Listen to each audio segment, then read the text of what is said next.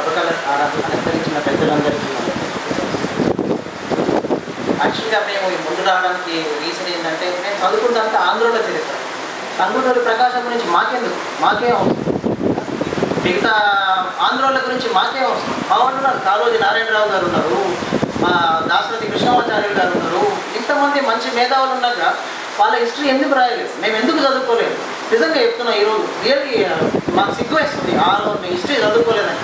వాడు పొద్దున లేచి మాకు వందే మాత్రం మన ఇది చెప్పిస్తాడు, మాకు మా తెలుగు తల్లికి మల్లెపూ దండ అనేసి దండం పెట్టించి అందరితో చెప్పించేది. ఇన్ని రోజులు మనం ఎందుకు ఒక్కని హిస్టరీ చదివినాం, ఇన్ని రోజులు మాకెందుకు ఛాన్స్ రాలేదని చాలా బాధపడేవాళ్ళం.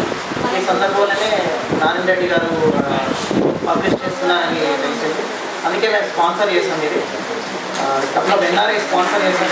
5 ఎన్ఆర్ఐస్ ఈ బుక్ టెక్స్ట్ బుక్ కావాలనేది మా ఉద్దేశం.